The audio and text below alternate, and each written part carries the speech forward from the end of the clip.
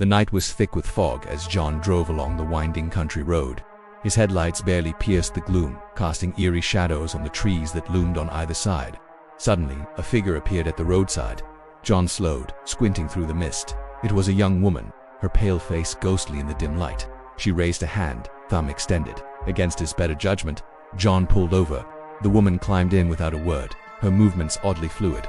As they drove on, John glanced at his silent passenger. She stared straight ahead, a faint smile playing on her lips. "Where are you headed?" John asked, unnerved by his silence. No response came. The only sound was the hum of tires on asphalt and John's own quickening heartbeat. Miles passed, John's knuckles whitened on the steering wheel. He couldn't shake the feeling that something was terribly wrong. At last, he couldn't bear it any longer. John turned to address the woman directly. The seat beside him was empty. John's breath caught in his throat. His eyes darted to the rearview mirror, expecting to see the woman somehow in the back seat. But there was no one there. Then he noticed something that made his blood run cold. The passenger seatbelt was still fastened, pulled taut across the vacant seat. John's foot slammed on the brake. The car screeched to a halt in the middle of the road.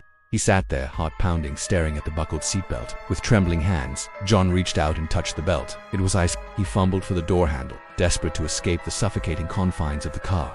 As he stumbled out onto the road, a chill wind whipped around him, carrying what sounded like a woman's laughter. John spun around, searching the darkness, but he was alone on the empty road. As he stood there, shaking, John realized he had become part of a story he'd heard countless times before. The tale of the vanishing hitchhiker, the phantom passenger who disappears without a trace. He had always dismissed such stories as urban legends, campfire tales meant to send shivers down the spine. But now, faced with the inexplicable, John was forced to confront the possibility that some legends might have a kernel of truth. Slowly, reluctantly, John got back into his car. As he drove away, he couldn't stop glancing at the empty passenger seat, half expecting the ghostly woman to reappear. She never did.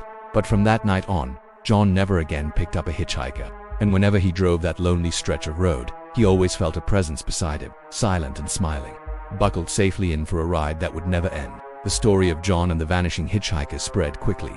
It joined the countless other tales of spectral passengers and phantom travelers that haunt the highways and byways of the world.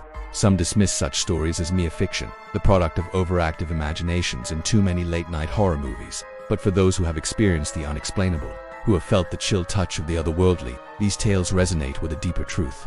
They remind us that the line between the world we know and the realms beyond is thinner than we might like to believe. That sometimes, in the dark of night on a lonely road, the impossible becomes possible, and they warn us to be careful who we invite into our cars. For not every passenger is what they seem, and some rides lead to destinations we never intended to reach. So the next time you're driving late at night and see a solitary figure by the roadside, think twice before stopping, for you never know who or what might be asking for a ride. And if you do pick someone up, keep a close eye on your rearview mirror. Because sometimes, the most chilling part of the journey isn't who gets in the car, it's who disappears along the way.